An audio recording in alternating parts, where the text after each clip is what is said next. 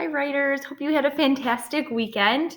So I wanted to share with you that our essays are going to be due Wednesday morning at 8 a.m. So you have today and tomorrow, and if you want to get up early Wednesday morning to work on them before they're turned in. So just to keep you very aware of the deadline on this essay that I feel like you guys are in such good shape for. I spent a lot of time this weekend reading over all of your essays already, and you guys are really, you have a strong thesis statement, you have strong body paragraphs with evidence that back up your reasons, your conclusions are so strong. And so today I wanted to pick a lesson that would really take some of you to that next higher level in your writing. And so I've been thinking about my husband, Mr. Burke. So Mr. Burke, since we've been home so much, he's set up a home gym down in our basement. And he says to me, Vanessa, so I've been, lifting some pretty heavy weights. And I said, well, Brian, heavy weights, I don't want you to hurt yourself. And he said, Vanessa, if there's no resistance to your muscles, how are you ever going to gain in strength? How are you going to get big?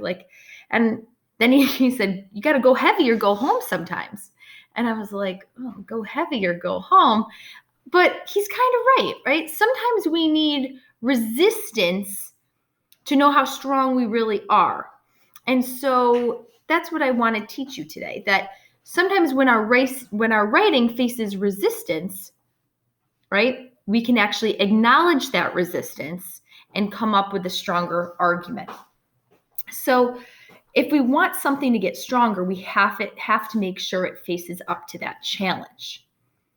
Writers, these past days, you've asserted a claim, then backed it up with evidence and quotations. You've been choosing and including evidence that supports your claim. So kind of like a lighter weight, that's kind of the easier stuff, right? So you haven't been encountering much resistance to your claim. But today, guess what? Persuasive writers don't just write about reasons and ideas that support your claim. They strengthen a claim and show how knowledgeable they are by mentioning the ideas that people raise when challenging the writer's claim. That is, the writer acknowledges counterclaims. Okay?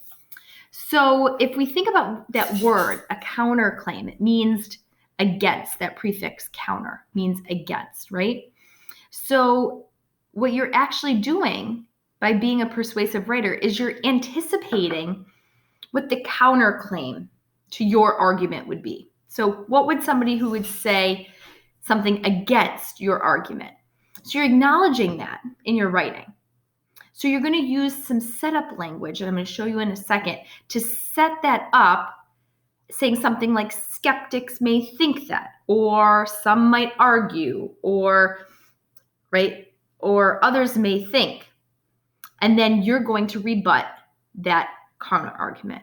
Okay, so let me show you some of those pieces of language that you can use to rebut somebody's counter argument. Okay, so I'm going to go down here. So phrases to use to acknowledge and rebut a counterclaim. So this is something that you can insert in either a beginning of a paragraph, you could put it in its own paragraph, or you could put it in your conclusion, right? So you might say something like, some people disagree, saying, or I challenge this, I don't think. Critics argue that blank, while it might be true that blank, still all in all, and others may say that, but I argue. Skeptics may think, or while some might say blank, nevertheless, it turns out that. Okay, so these two charts are going to really help you to insert a counterclaim into your essay, and then you're going to rebut it. And I'm going to show you exactly how to do that. So let's go to Bobby Baggy's essay. And I was thinking we could do something in the conclusion, okay? Because I was trying to think about how in his body paragraphs, he has things about reusing plastic bags, and then the jobs that are associated with people losing their jobs. And then his third body paragraph is all about banning, it shouldn't be banned because they're more sanitary. And I was trying to think about what would be somebody's argument, somebody's counter argument to Bobby?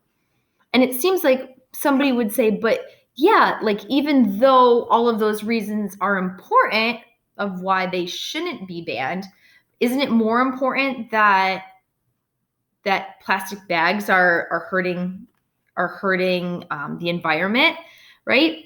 So, and they're going to cut down on pollution if we have a ban. So I feel like that would be somebody's argument, right? That would be the other side to Bobby's argument. So in trying to think about where I could acknowledge that, I was thinking it would fit nicely into my conclusion here. Personal insider experience supports this claim. As a fifth grader, this investigator conducted research inside a grocery store in Ridgewood, New Jersey. At the checkout line, I expected to hear paper or plastic, but no choice was even given. Brown paper bags are dominating the grocery bag market. This is not wise. So this is where I think we could put some of that language that we saw. And I could write something like, maybe it's true that banning plastic bags cuts down on pollution, right? Because that would be the counterclaim, comma. But other things are far more important in this world, right? And then you see that I list my reasons again, right? So that seems like it flows really nicely there. Workers are losing jobs. We'll have nothing to pick up our pets' waste with. And the next thing you know, we will spread disease from bacteria-ridden reusable bags, okay? So do you see how I inserted that right here? Maybe just this one simple sentence, right?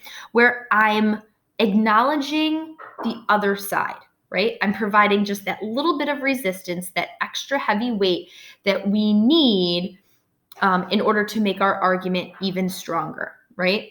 We're saying, yeah, that's true, but there are far more important things in this world, okay?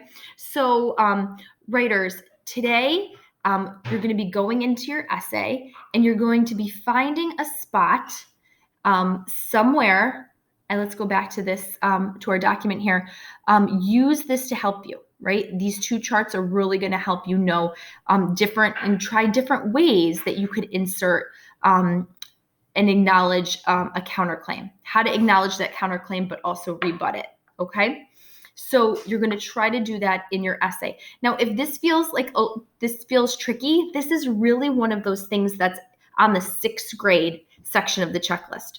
So if this feels hard, that's why. It's more of an advanced skill. It's a trickier skill, but it's something to really push you in your writing to the next level. Okay, writers? So remember, you're going to be acknowledging and rebutting the counterclaim.